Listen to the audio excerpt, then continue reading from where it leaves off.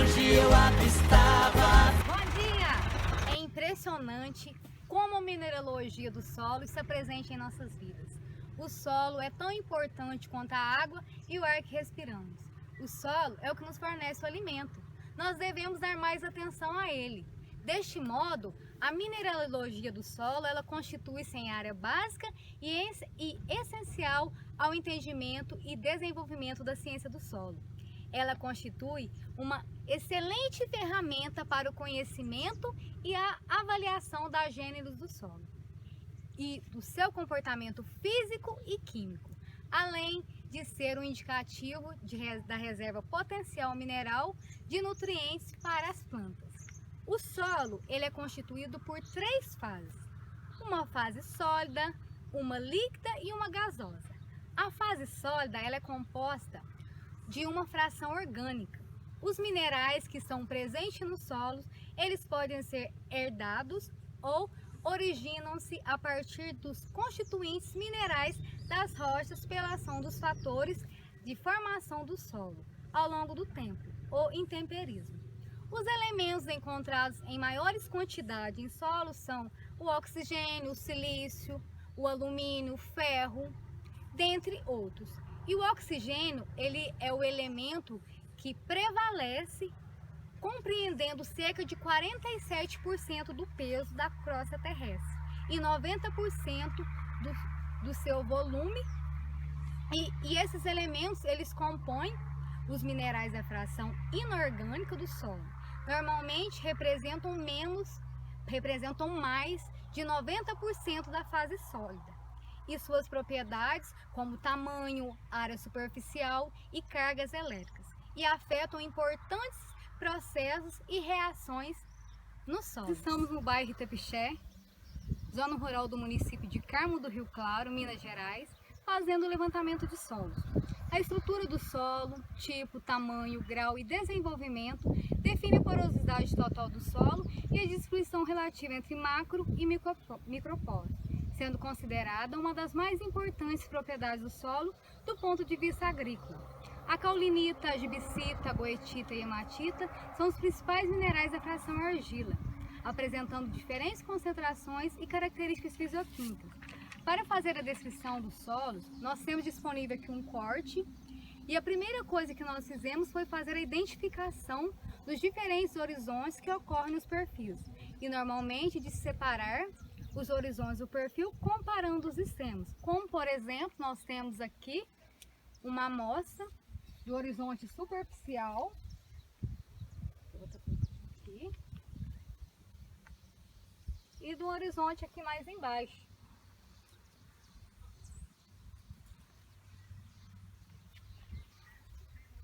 Vejam a diferença do horizonte superficial, que é rico em matéria orgânica, que ele aqui está mais escuro, do horizonte que está mais embaixo. Nós temos a certeza que aqui em cima nós temos o horizonte A e mais embaixo nós temos o horizonte B. E agora, como separar isso? Então nós fizemos a separação de novo por comparação, e eu vou pegar de novo aqui a amostra do horizonte superficial e esse horizonte aqui mais embaixo, horizonte B. Vejam também que há diferença de cores e de estrutura, que é bem visível essa comparação pela separação.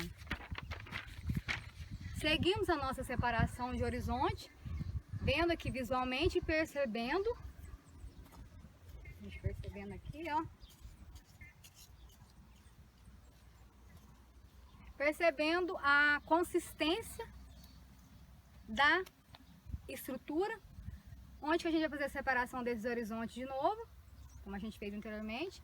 E eu vou separar em um horizonte, o outro horizonte e mais esse horizonte aqui. E eu vou denominá-los então. Aqui nós temos o horizonte A. Nós temos também que é um horizonte que ele está em transição, que é parecido com o A e com o B, só que ele tem mais semelhança com o B. E essa transição ela vai ser chamada de BA. E daqui para baixo nós vamos separando em B1, B2 e o B3. A partir disso, nós começamos a fazer a descrição morfológica e separando os horizontes. Aqui eu vou pegar uma trena para ver a espessura de cada um desses horizontes. Então, como exemplo aqui, gente, desse primeiro horizonte, a espessura dele é de 35 centímetros. E assim a gente vai fazendo sucessivamente e eu vou anotando as informações. E depois de fazer a caracterização morfológica de cada um desses horizontes, assim determinando a cor, textura, estrutura e consistência e toda a descrição morfológica de diferentes horizontes desse perfil, que é um perfil de um solo argilo-arenoso, é um solo com grande acidez. Nós podemos observar aqui a presença de cupins, grande quantidade de cupins. O solo argiloso ele é muito denso, podendo causar problemas graves na drenagem das plantas. Esse tipo de solo é comum em muitas partes do mundo, no entanto é possível corrigi-lo ou alterá-lo para fornecer um solo mais fértil para as plantas. A erosão do solo se caracteriza como um processo da remoção das camadas superficiais do solo, devido à ação da água da chuva. O fluxo decorrente do escoamento superficial pode ocorrer de maneira difusa ou concentrada, dando origem a feições como sulcos. A gente tem um exemplo aqui das feições de sulcos. E tem também de vossoroca, que é um estado mais avançado. Os atributos mineralógicos e químicos do solo afetam a erodibilidade de maneira indireta, basicamente de duas formas. Aqueles que são relacionados à velocidade de infiltração ou permeabilidade e aqueles que eles influem sobre a resistência do solo às forças de dispersão, agregação, salpico e abrasão e o transporte, pela energia cinética da chuva e da enxurrada. Uma série de trabalhos tem encontrado alta correlação dos óxidos de ferro, alumínio e do silício com a erodibilidade. A estabilidade estrutural do solo que determina a sua resistência ao efeito desagregador das gotas de chuva. E isso, gente, vai depender também dos atributos químicos e mineralógicos. E surgiu uma técnica muito interessante e eficiente e muito precisa, é a difração de raio-x. Ela é uma técnica que utiliza o espalhamento coerente da radiação X por estruturas organizadas dos cristais, permitindo realizar estudos morfológicos em materiais determinando sua estrutura cristalina e sua fração percentual.